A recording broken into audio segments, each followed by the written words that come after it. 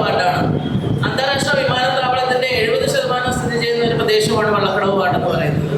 അവിടെ നിലവിൽ ഇപ്പോൾ ഒരു പ്ലാസ്റ്റിക് സെറ്റിംഗ് യൂണിറ്റ് 2010 പണിതിട്ട് അത് പ്രവർത്തിപ്പിക്കാൻ തയ്യാറാകാത്ത ആൾക്കാരാണ് അവിടെ ഉള്ളത്. കാരണം 1 സെന്റിലും 2 സെന്റിലും താമസിക്കുന്നവരാണ് സാർ അവിടെ ഉള്ളത്.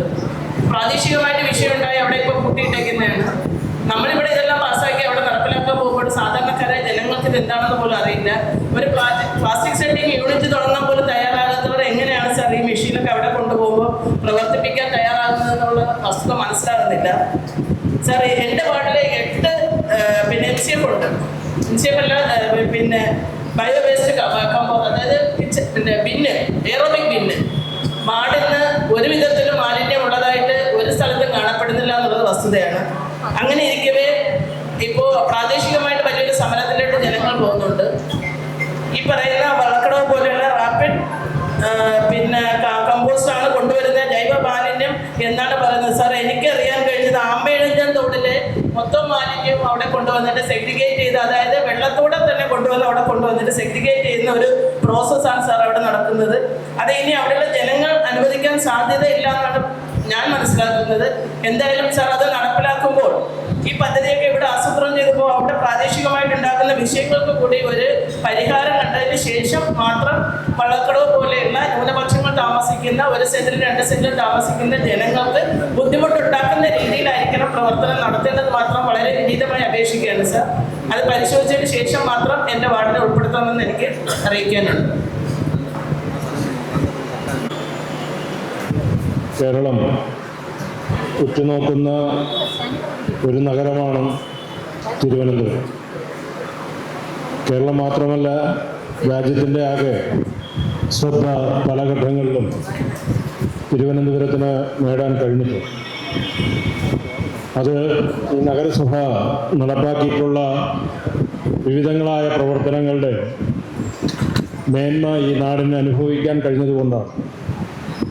ഇപ്പോൾ ഒരു പുതിയ പദ്ധതിയാണ് നഗരസഭ പ്രഖ്യാപിക്കുന്നത്.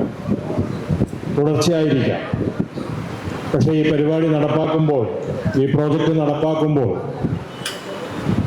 ഒരു കൗൺസിൽ യോഗത്തിൽ പാലിക്കേണ്ടതായിട്ടുള്ള മിനിമം മാനദണ്ഡങ്ങളുണ്ട് എന്നുള്ളത് തിരിച്ചറിയപ്പെടേണ്ടതാണ്. കേരളം ഒരു ഭാഷാടിസ്ഥാനത്തിൽ രൂപീകൃതമായ സംസ്ഥാനമാണ്. കേരളം ഭരണഭാഷ മലയാളമാക്കിയ സംസ്ഥാനമാണ്. അവിടുത്തെ ഒരു നഗരസഭയിൽ അവതരിപ്പിക്കപ്പെടുന്ന അജണ്ട പൂർണ്ണമായും മലയാളീകരിക്കപ്പെടണമെന്നുള്ളത് നിർബന്ധമുള്ള വിഷയമാണ്.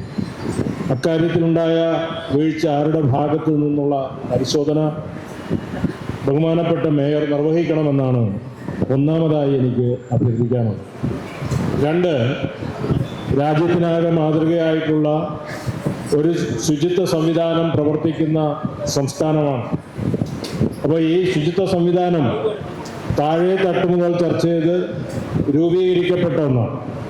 അതിൽ പല വിധത്തിലുള്ള നിർണായകമായ സംഭാവനകൾ സമൂഹത്തിലെ പല തട്ടിലുള്ള ആൾക്കാർ നൽകിയിട്ടുണ്ട്. അപ്പോൾ തിരുവനന്തപുരത്ത് അത്തരത്തിലുള്ള ഒരു പ്രോജക്റ്റ് നടപ്പാക്കുമ്പോൾ നമുക്ക് അത്തരത്തിലുള്ള ചർച്ച നടത്തിയിട്ടുണ്ടോ? ഈ ശുചിത്വ സംവിധാനത്തിൻ്റെ ഭാഗമായി പ്രവർത്തിക്കുന്ന വിദഗ്ധരുമായി ഈ ചർച്ച നടത്തിയാണോ പ്രോജക്റ്റുകൾ പൂർത്തിയാക്കിയിട്ടുള്ളത്, നടപ്പിലാക്കുന്നത് എന്നുള്ള കാര്യം ബഹുമാനപ്പെട്ട സ്റ്റാൻഡിംഗ് കമ്മിറ്റി ചെയർമാനോ അല്ലെങ്കിൽ മേയറോ വിശദമാക്കണമെന്നാണ് അഭ്യർത്ഥിക്കാനുള്ളത്.